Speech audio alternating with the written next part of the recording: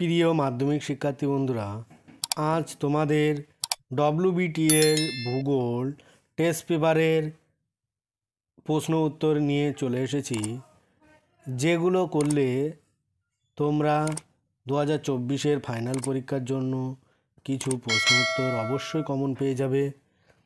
আজ ভূগোলের 459 পেজের প্রশ্ন উত্তর তোমাদের সাথে শেয়ার করব।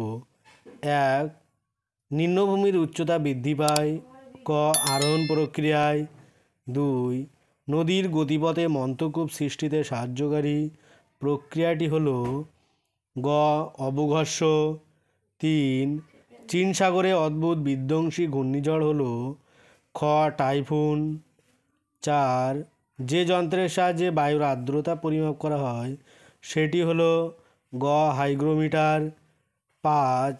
উষ্ণ শীতল স্রোত পাশাপাশি প্রবাহিত হয়ে সৃষ্টি করে ঘ হিমপ্রাচীর। 6. পৃথিবীর একই পাশে একই সরলরেখায় চাঁদ ও সূর্য থাকে খ পূর্ণিমায়। 7. জীবাণুর দ্বারা বজ্রের বিয়োজন হয় ক কম্পোস্টিং পদ্ধতিতে। 8. ম্যাকমোহন লাইন দেখা যায় যে সীমান্তে ঘ ভারত ও চীন। 9. ভারতের একটি লবণাক্ত হ্রদের উদাহরণ হলো ক প্যাংগং হ্রদ। 10. যে ফসল চাষে বল উইভিল পোকার আক্রমণ ঘটে সেটি হলো গ কার্পাস।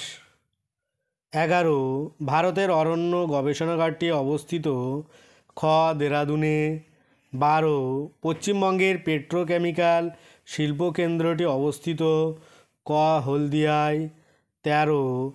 ভারতের মধ্যে সাক্ষরতার হার সর্বাধিক ঘ কেরালা রাজ্যে। 14. মহাকাশে যেখানে কৃত্রিম উপগ্রহগুলি স্থাপন করা হয় তাকে বলে গ প্ল্যাটফর্ম। তারপরে আসব শুদ্ধ অশুদ্ধ। 1. বায়ুর গতির সাথে সমান্তরালে গড়ে ওঠে বারখান বালিয়াড়ি ভুল। 2. শিশির কণা বরফরূপে জমাটবদ্ধ হলে তাকে তুহিন বলে ঠিক। 3. দক্ষিণ প্রশান্ত মহাসাগরের একটি শীতল স্রোতের নাম পেরু বা হামবোল্ট স্রোত ঠিক। 4. কুমায়ুন হিমালয়ে হিমবাহ সৃষ্ট হ্রদগুলিকে কয়াল বলে ভুল। 5. কচ্ছ শব্দের অর্থ জলময় দেশ ঠিক। 6. অন্ধ্রপ্রদেশের বিশাখাপত্তনম জাহাজ নির্মাণ শিল্পকেন্দ্রের জন্য বিখ্যাত ঠিক। 7. সক্রিয় সেন্সর সূর্যের প্রতিফলনের উপর নির্ভর করে তথ্য সংগ্রহ করে ভুল। তারপরে আসব শূন্যস্থান পূরণ।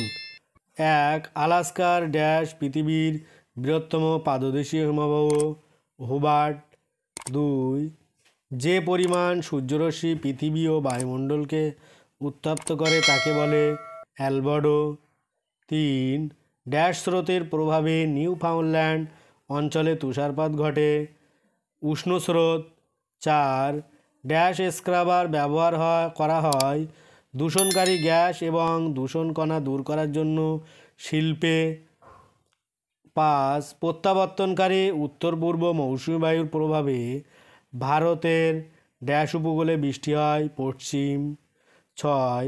ভারতের দীর্ঘতম জাতীয় সড়ক হল NH 44। 7.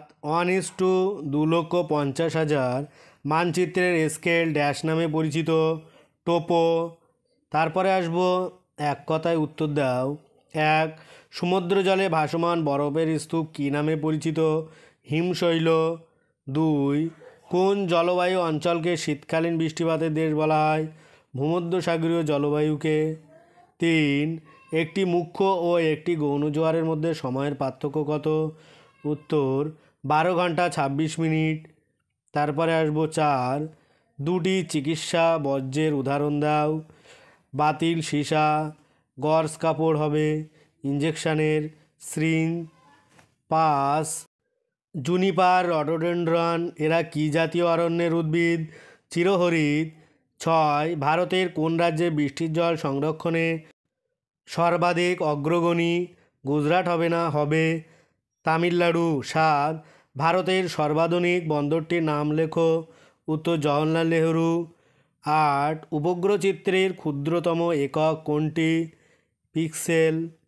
ভিডিওটি ভালো লাগলে অবশ্যই সাবস্ক্রাইব করো, সঙ্গে লাইক করে দিও, আর অন্য অন্য বন্ধুদের সাথে শেয়ার করতে ভুলো না। পরে আসবো স্তম্ভ মিলানো। 1 নরওয়ে হবে ফিওয়ার্ডের দেশ। 2 অরুণাচল প্রদেশ হবে কম জনঘনত্বযুক্ত রাজ্য। 3 আন্দামান নিকোবর দ্বীপপুঞ্জ হবে স্যাডল পিক। 4 জামনগর হবে পেট্রোকেমিক্যাল শিল্প। আজ ভিডিওটি এই পর্যন্ত। পরের ভিডিও পেতে চ্যানেলটি অবশ্যই সাবস্ক্রাইব করো আর পাশে থাকা বেল আইকনটি ক্লিক করো। সকলেই ভালো থাকো, সুস্থ থাকো। ভিডিওটি শেষ পর্যন্ত দেখার জন্য সবাইকে অনেক অনেক অভিনন্দন।